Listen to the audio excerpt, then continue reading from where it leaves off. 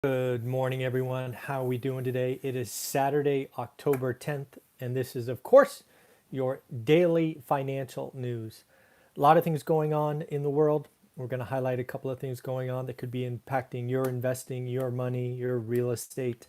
Do me a favor, we are currently about 91 subscribers short of the great 10,000 mark. Look forward to getting there sometime this month. If you want to be a part of that journey to the first 10,000, go ahead and hit that subscribe button. And as always, if you like what we do here, give me a quick thumbs up. It helps the YouTube algorithm, according to Graham Stephan. So, first couple of things coming out, we're going to talk about the week ahead. The week ahead is going to be, in my opinion, market moving because of the earnings that we get to review. Next week, we have plenty of bank earnings, and we are really going to start to find out how much stress they're under, right? How much stress do they foresee, and what, if anything, they are doing to earn profits. A couple of things. You can actually go back because these daily financial news go back every day. And check us out 90 days ago when we were talking about the banks. 90 days ago, last quarter, they all made money trading. Basically, 90 days ago, if you were trading, right, the market was just coming off the bottom. And Morgan Stanley, Goldman Sachs, who else? Morgan Stanley, Goldman Sachs, and Citigroup. Sorry, Citigroup was the other. All had huge profits, but it was all trading profit. We have been pretty much range bound this quarter, so it is going to be interesting to see if they have the same kind of success, or what might be more likely is maybe there's one or two that were successful and the other one took it on the chin and were less successful. Last quarter, again, they all crushed it. It's going to see also what kind of loss reserves. The last two quarters, so 180 days ago and 90 days ago, banks were putting billions of dollars away in reserves. I do not think that is over. We obviously, you and I think residential real estate, forbearance, foreclosures, REOs in the single family space. I believe and have been sharing with you, I think the real pain is in commercial. We are going to see some commercial valuations and technical defaults that are eye popping. If you want to see how easily a commercial property could go down 50% with just minor adjustments, I did a video earlier this week with Jonathan Twomley and actually posted just the math portion. I think it was Thursday. And if you want to see how the math works in a commercial building with cap rates and expenses and NOI and all of that confusing stuff, Jonathan and I went, and again, I cut it out just so you can look at the math. It is pretty eye-opening. So think hotel, think office, think retail, think urban class A, all are in for a great is going to be in technical default, right? They will have broken loan covenants. Then it's going to be up to the bank. Does the bank want to replace the operator? Maybe. Does the bank want to wipe out the equity? Maybe. Do they want to extend and pretend?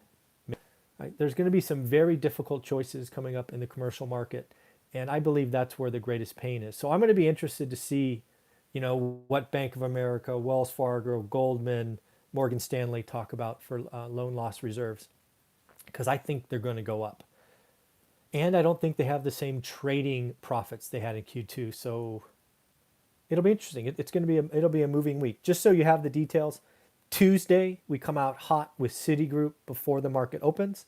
In addition to Tuesday, you have Johnson and Johnson also coming out in the morning. Wednesday, really the retail banks, Bank of America, Wells Fargo. Then you also have Goldman. And also coming out Wednesday is going to be United Airlines. United Airlines.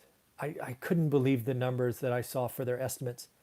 First off, they're going to estimate that United Airlines is going to earn $2.5 billion. $2.5 billion. But I just can't believe this next number.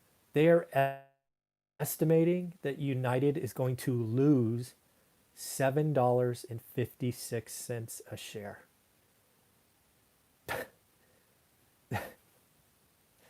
That's, I'm not sure I've ever heard of a loss in a single quarter.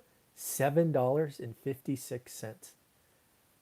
Man, that's crazy. So we'll see. Thursday's a big day. Obviously, unemployment claims, specifically new unemployment claims.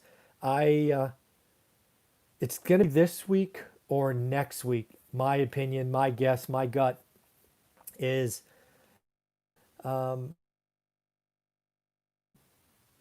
we get off the bottom, right? If you, Jonathan, Jonathan and I talked yesterday.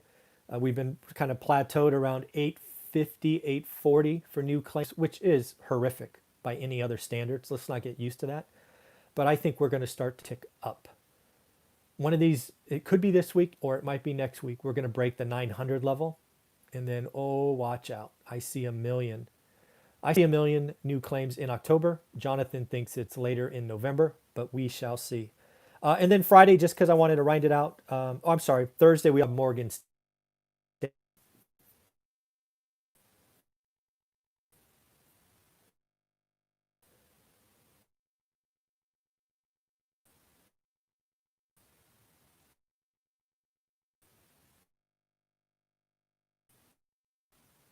Hello, folks. I'm sorry about and they are about a month to 6 weeks of going out of business. No new content, no blockbusters. They're really getting crushed with everybody pushing to 2021.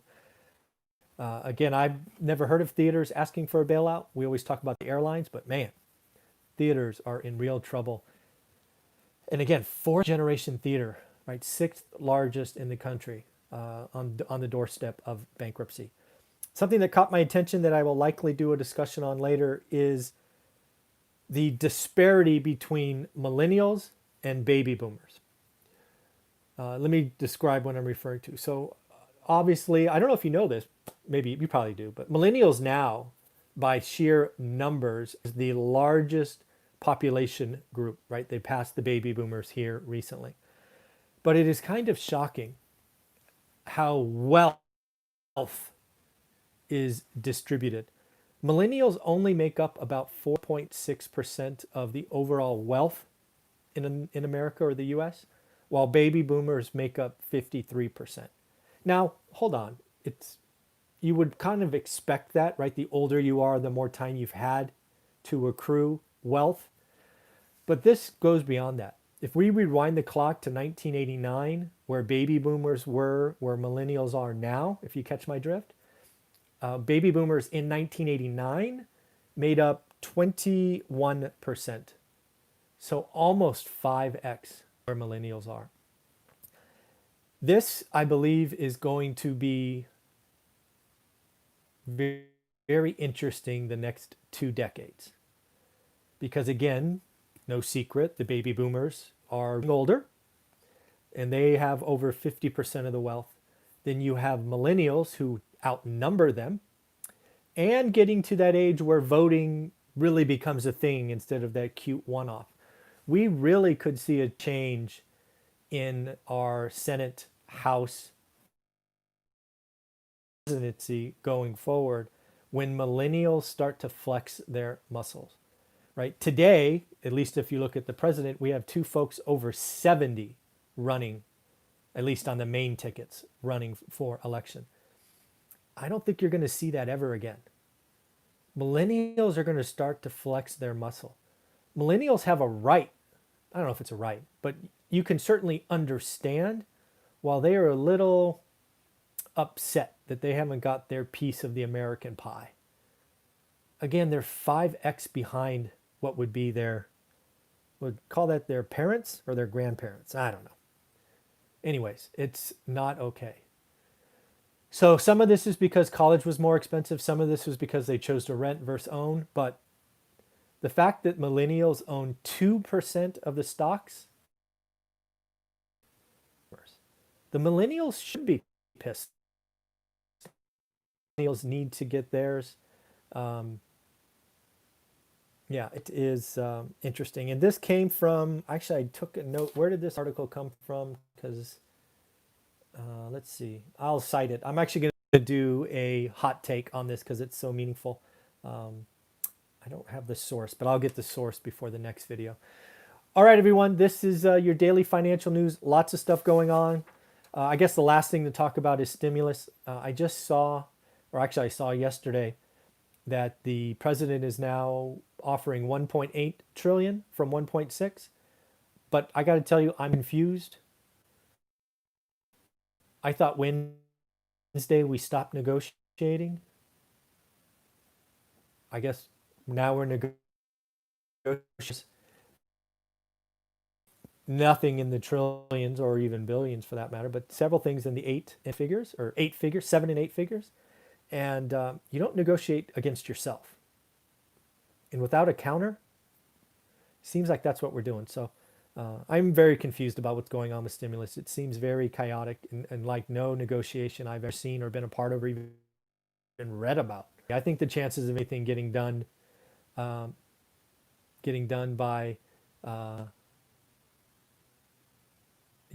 anything getting done by the election is near impossible at this point. So, and yes, I just saw that the title of this video is wrong, so I will change it. Thank you for catching that. All right, everybody, we'll talk to you in about 19 minutes to do Q&A. Okay? Thank you. Bye-bye.